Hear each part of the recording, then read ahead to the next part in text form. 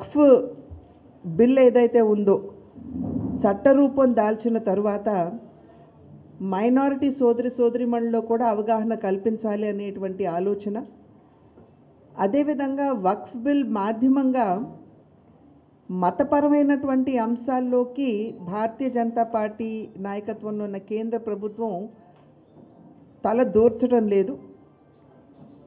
కేవలం ముస్లిం వర్గాల్లో వెనుకబడి ఉన్నటువంటి పశ్మందీలు అని చెప్పి ఎవరైతే మనం అనుకుంటామో వారికి మరియు మైనారిటీ సోదరిమణులకి న్యాయం చేయాలి అనేటువంటి భావనతోటే ఈ యొక్క సవరణను చేసి కొత్త చట్టాన్ని తీసుకురావడం జరిగింది అనేటువంటి విషయాన్ని మైనారిటీ వర్గాల్లోకి తీసుకుని వెళ్ళాలి. కాబట్టి అందరికీ కూడా ఇవాళ కార్యశాల నేను అన్ను, కానీ ఒక అవగాహన సమావేశం ఇవాళ ఇక్కడ ఏర్పాటు చేసుకోవడం జరిగింది. ముందుగా డెక్కన్ హెరాల్డ్కి సంబంధించి మనం చూసాం, ఛార్జ్ షీట్లో ఈడీ సోనియా గాంధీ గారు, రాహుల్ గాంధీ గారి పేర్లు చేర్చడం, ఆ తర్వాత యావత్ భారతదేశంలో కూడా కాంగ్రెస్ పార్టీ ఉద్యమాలు చేయాలి అని చెప్పి పిలుపునివ్వడం. మన రాష్ట్రంలో అయితే పెద్దగా జరగలేదు అసలు ఉద్యమం దానికి సంబంధించి. కానీ కొన్ని రాష్ట్రాల్లో దేశంలో కొన్ని రాష్ట్రాల్లో కాంగ్రెస్ పార్టీ ఒక రకమైనటువంటి ఆందోళన కార్యక్రమాలు వారు నిర్వహించడం జరిగింది. అయితే ప్రధానంగా అసలు ఈ డెక్కన్ హెరాల్డ్ కేసు ఏమిటి, నేషనల్ హెరాల్డ్ కేసు ఏమిటి, దాని పూర్వాపరాలు ఏమిటి, అసలు భారతీయ జనతా పార్టీ జోక్యం దీంట్లో ఎంతవరకు అనేటువంటి అంశం. ఎందుకంటే దేశవ్యాప్తంగా కూడా ఇది భారతీయ జనతా పార్టీ విద్వేషపూరితంగా ప్రేరేపించింది అనేది ఏదైతే మా మీద అభియోగం మోపుతున్నారో అది ప్రజల్లో వారికి ఉన్నటువంటి ఈ అనుమానం కావచ్చు, లేకపోతే ఈ దుష్ప్రచారాన్ని తిప్పికొట్టవలసినటువంటి బాధ్యత మా మీద ఉన్నటువంటి సందర్భంలో ఈ యొక్క సమావేశాన్ని ఏర్పాటు చేసుకోవడం జరిగింది. అప్పటి మన దేశ మొదటి ప్రధాని అయినటువంటి జవహర్లాల్ నెహ్రూ గారు 1937వ సంవత్సరంలో వారు అసోసియేటెడ్ జర్నల్స్ లిమిటెడ్ అనేటువంటి సంస్థని వారు ప్రారంభించారు. అయితే ఇది జవహర్లాల్ నెహ్రూ గారు మాత్రమే దానికి అధిపతి కాదు. జవహర్లాల్ నెహ్రూ గారితో పాటుగా అప్పట్లో 5,000 మంది స్వాతంత్ర సమరయోధులు ఈ అసోసియేటెడ్ జర్నల్స్ లిమిటెడ్లో వారు పెట్టుబడి పెట్టడం జరిగింది. వారందరూ కూడా దాంట్లో షేర్ హోల్డర్స్. అది కాలక్రమేణా అప్పట్లో ఏమిటంటే ఇది ఎందుకు ప్రారంభించారు అని అంటే, మన యొక్క భావాల్ని ప్రజలకి తెలియజేసేటువంటి మీడియా లేదు కనుక 3 పత్రికల యొక్క ప్రచురణ చేయాలి అనేటువంటి ఆలోచనతోటి అసోసియేటెడ్ జర్నల్స్ లిమిటెడ్ని నెహ్రూ గారు ఈ 5,000 మంది స్వాతంత్ర సమరయోధుల యొక్క సహకారంతో ఆయన ప్రారంభించారు. ఒకటి నేషనల్ హెరాల్డ్, ఇది ఆంగ్ల పత్రిక. 2 క్వామీ ఆజాద్ అనేటువంటి ఉర్దూ పత్రిక. 3 నవజీవన్ అనేటువంటి ఒక హిందీ పత్రిక. ఈ 3 పత్రికల యొక్క ప్రచురణ బాధ్యతని తీసుకుని ఈ అసోసియేటెడ్ జర్నల్స్ లిమిటెడ్ని ప్రారంభించడం జరిగింది. కాలక్రమేణా అది ఒకంత దాని ప్రాధాన్యత కోల్పోవటం, అప్పుల ఊబిలో చిక్కుకోవటం, నెమ్మదిగా అది క్షీణించడం. 2010వ సంవత్సరానికి వచ్చేటప్పటికల్లా కేవలం 5,000 మంది ఎవరైతే అప్పట్లో స్వాతంత్ర సమరయోధులు దీంట్లో భాగస్వాములుగా ఉన్నారో ఆ సంఖ్య నెమ్మదిగా తగ్గుతూ 1057 మంది మాత్రమే మిగిలినటువంటి నేపథ్యం.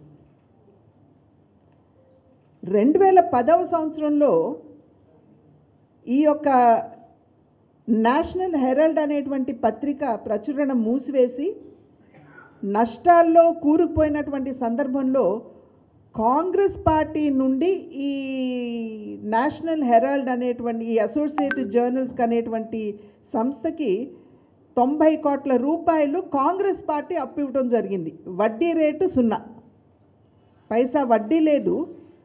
90 కోట్ల రూపాయలు కాంగ్రెస్ పార్టీ ఈ అసోసియేటెడ్ జర్నల్స్ లిమిటెడ్కి వాళ్ళు అప్పు ఇవ్వడం జరిగింది. 2010వ సంవత్సరంలో రాహుల్ గాంధీ గారి నాయకత్వంలో అంటే 5 లక్షల రూపాయలు పెట్టుబడి పెట్టి రాహుల్ గాంధీ గారు యంగ్ ఇండియా అనేటువంటి ఒక సంస్థని వారు స్థాపించారు. ఎంత పెట్టుబడి అండి? 5 లక్షల రూపాయలు. ఈ యంగ్ ఇండియాలో 76% వాటాదారులు ఎవరంటే సోనియా గాంధీ గారు, రాహుల్ గాంధీ గారు. 76% అంటే చెరొక 38 చెరొక 38 సోనియా గాంధీ గారు, రాహుల్ గాంధీ గారు. మిగిలిన 26% ఎవరున్నారు అని అంటే కాంగ్రెస్ కురువృద్ధులైనటువంటి మోతీలాల్ వోరా గారు, ఆస్కర్ ఫెర్నాండెస్ గారు. వారు ఇరువురు లేరు, పరంపదించారు. 24% అంతే చెరొక 12% వారిరువురికి కూడా దాంట్లో వాటా ఉన్నటువంటి నేపథ్యం. అయితే ఈ యంగ్ ఇండియా అనేటువంటి సంస్థని స్థాపించి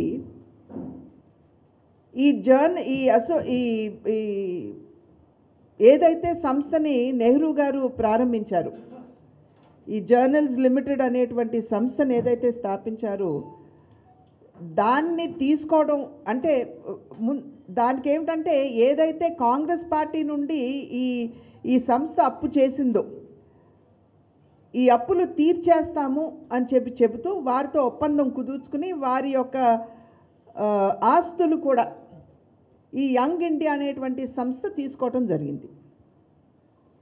ఆస్తుల విషయానికి వచ్చేటప్పటికి ఈ యొక్క అసోసియేటెడ్ జర్నల్స్ లిమిటెడ్ అనేటువంటి సంస్థ ఏదైతే ఉన్నదో వారు కంపెనీస్ యాక్ట్ కింద సెక్షన్ 25 కంపెనీస్ యాక్ట్ కింద అనేక నగరాల్లో 1-2 కాదు చాలా నగరాల్లో వీళ్ళు ఆస్తి వీళ్ళకు ఉన్నటువంటి సందర్భంలో సబ్సిడీ కూడా వీళ్ళు తీసుకున్నటువంటి నేపథ్యం ఉన్నది. అంటే ఆస్తుల అంచనా వేసినట్లయితే దగ్గర 5,000 కోట్ల రూపాయల ఆస్తి ఈ అసోసియేటెడ్ జర్నల్స్ లిమిటెడ్ దగ్గర ఉన్నది.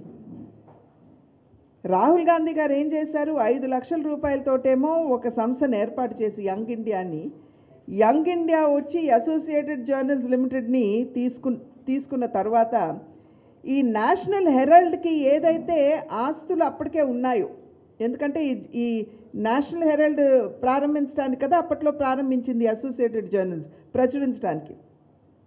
వాటికి ఉన్నటువంటి ఆస్తుల్ని అప్పట్లో ఏమిటంటే ఈ నేషనల్ హెరాల్డ్ ఎక్కడైతే ఉన్నదో అది కేవలం ప్రచురణకి మాత్రమే ఆ యొక్క బిల్డింగ్ని వాడాలి అని ఉన్నా కూడా ఈ యంగ్ ఇండియా అనేటువంటి సంస్థ అసోసియేటెడ్ జర్నల్ లిమిటెడ్ తీసుకున్న తర్వాత నేషనల్ హెరాల్డ్ని పునఃప్రారంభిస్తామని చెబుతూ వాళ్ళ దగ్గర ఉన్నటువంటి 9 కోట్ల రూపాయల ఖరీదు చేసేటువంటి షేర్స్ ఏవైతే ఉన్నాయో ఒక్కోటి 10 రూపాయల చొప్పున అదంతా కూడా యంగ్ ఇండియా తీసుకుని ఆ బిల్డింగ్తో సహా వారు కమర్షియల్ పర్పస్ కంటే రెంటల్కి ఇవ్వడం, పాస్పోర్ట్లు ప్రింట్ చేయటం, అది నేషనల్ హెరాల్డ్ పరిధిలో కాకపోయినా ఇక్కడ గమనించవలసింది 2012వ సంవత్సరంలో, నిన్న మొన్న కాదండి, 2012వ సంవత్సరంలో సుబ్రహ్మణ్య స్వామి గారు కోర్టుకు వెళ్ళారు.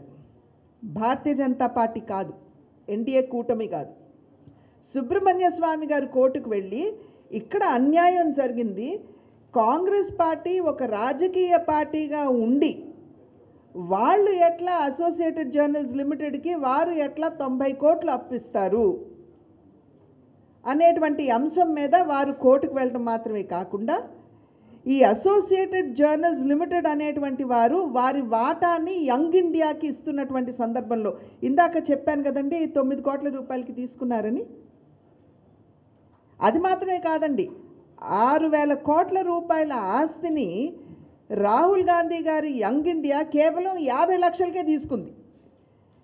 ఒప్పందం ఏమిటి? 50 లక్షలు నేను ఇస్తాను, మీ ఆస్తులన్నీ కూడా మా పేరు పెట్టాలి, దానికి తోడు ఏదైతే 90 కోట్లు మీరు తీసుకుని ఉన్నారో అది మేము తీరుస్తామని చెప్పారు.